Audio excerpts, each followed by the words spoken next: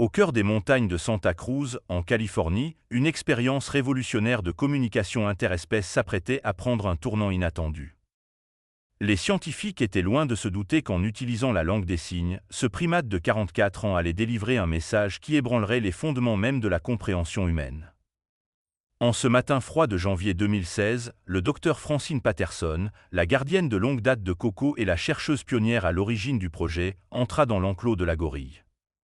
Ce qui devait être une journée ordinaire d'exercice de communication allait rapidement basculer. À son approche, Patterson remarqua quelque chose de différent dans l'attitude de Coco. La gorille de 44 ans restait immobile, ses yeux fixés sur l'horizon. Lorsqu'elle finit par tourner son regard vers Patterson, l'intensité de son regard fit frissonner la chercheuse.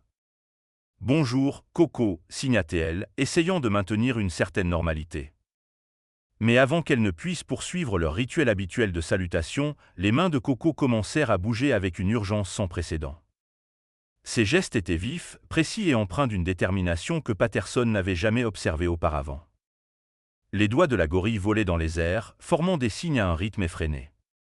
Les yeux de Patterson s'écarquillèrent alors qu'elle s'efforçait de suivre le flot de communication.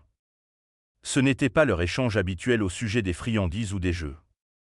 À mesure que Patterson déchiffrait les signes, son cœur se mit à battre plus fort. La journée routinière qu'elle avait imaginée s'évaporait sous ses yeux, remplacée par un moment qui allait bientôt bouleverser la communauté scientifique et le monde entier. Coco, semblait-il, avait quelque chose de crucial à dire, et l'humanité était sur le point de recevoir un message troublant d'une source inattendue. Lorsqu'elle avait décidé d'apprendre la langue des signes à la gorille, le docteur Patterson n'aurait jamais imaginé un tel développement. Tout avait commencé le 4 juillet 1971, aux eaux de San Francisco. Coco était née comme une petite gorille vulnérable, ignorant tout du voyage extraordinaire qui l'attendait. À peine âgée d'1 an, le destin intervint sous la forme du docteur Patterson, alors étudiante diplômée de l'université de Stanford avec une vision audacieuse. Coco devint le cœur d'un projet de recherche linguistique ambitieux, destiné à défier notre compréhension de la cognition animale et de la nature même de la communication.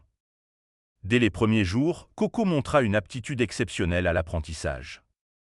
Le docteur Patterson commença à lui enseigner une version modifiée de la langue des signes américaine, ASL, et ce qui n'était au départ qu'un projet de 4 ans devint une quête de toute une vie. Avec le temps, les capacités de Coco grandirent de manière exponentielle. À l'adolescence, elle maîtrisait plus de 1000 signes et pouvait comprendre environ 2000 mots en anglais parlé. Sa capacité à combiner les signes de manière créative pour exprimer des pensées complexes laissait les chercheurs sans voix, ébranlant les croyances établies sur les limites cognitives des primates non humains. Mais Coco était bien plus qu'un simple sujet de recherche scientifique. Elle était un être doté de profondeur et d'émotion, affichant une gamme de sentiments et de comportements qui semblaient souvent étrangement humains. Elle montrait de l'empathie, exprimait de la joie et de la tristesse, et faisait même preuve d'un sens de l'humour espiègle. Sa tendresse pour les chatons, qu'elle traitait comme ses propres petits, capturait les cœurs du monde entier et offrait un aperçu de l'âme sensible derrière ses yeux expressifs. En 1976, la Fondation Gorilla fut créée pour soutenir les soins de Coco et poursuivre la recherche. Elle devint rapidement un phare pour se fasciner par l'intelligence animale et passionnée par la conservation. La capacité de Coco à combler le fossé de la communication entre les espèces non seulement fit avancer notre compréhension de la cognition des gorilles, mais souleva également des questions profondes sur la nature de la conscience et nos obligations éthiques envers le règne animal. Au fur et à mesure que Coco grandissait, elle évolua en une ambassadrice mondiale de son espèce. Son image fit la couverture de National Geographic à 2 reprises, et elle participa à des conversations documentées avec des scientifiques et des célébrités. Un moment particulièrement émouvant se produisit lorsqu'elle exprima son chagrin après la mort de son ami Robin Williams, un geste d'émotion qui résonna dans le monde entier. Pourtant, malgré sa renommée et son importance scientifique, Coco restait, au fond, une gorille profondément connectée à la nature et à ses propres instincts.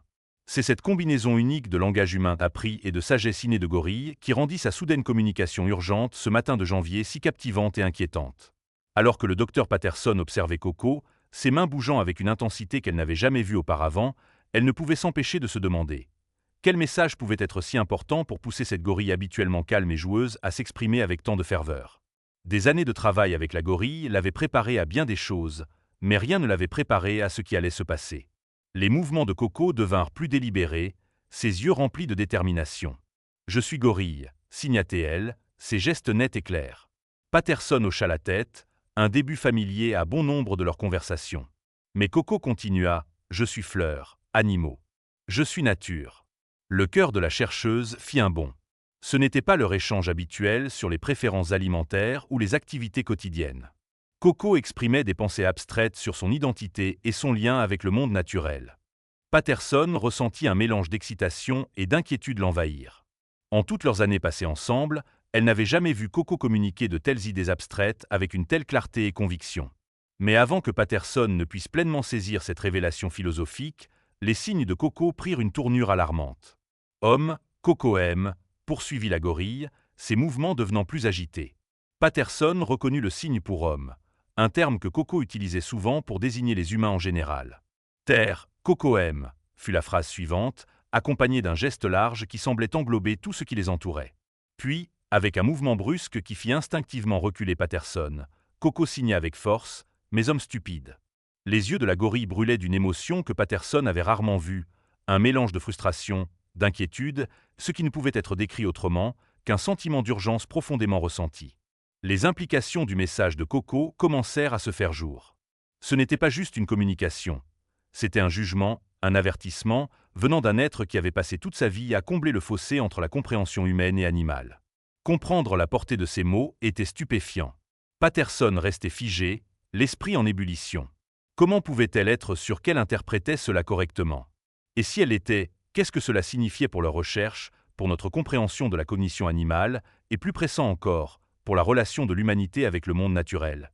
Après des jours d'analyse intense et de débats animés au sein de l'équipe, ils réalisèrent que l'importance de leur découverte était trop grande pour être gardée secrète. Les considérations éthiques et la responsabilité scientifique pesaient lourdement sur leurs esprits. Finalement, ils décidèrent de partager leur découverte avec le monde. Le docteur Patterson, se sentant à la fois anxieux et excité, donna son accord pour un communiqué de presse soigneusement rédigé. Le communiqué de presse de la Fondation Gorilla se voulait prudent et mesuré, mais à l'ère des médias sociaux et des chaînes d'information en continu, la prudence fut rapidement submergée par la sensation. En quelques heures, #CocoSpeak était en tendance mondiale.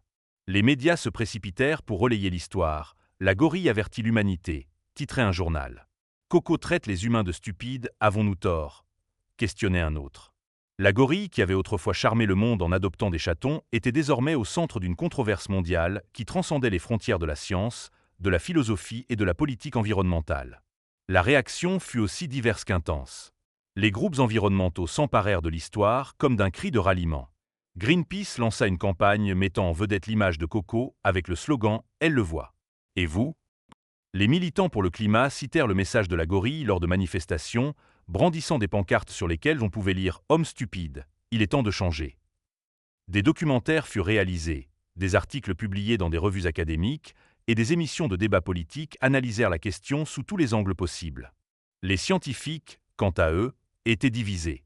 Certains saluèrent la communication de Coco comme une avancée révolutionnaire, une preuve que les primates non humains avaient une capacité de réflexion abstraite bien plus profonde que ce que l'on avait cru possible.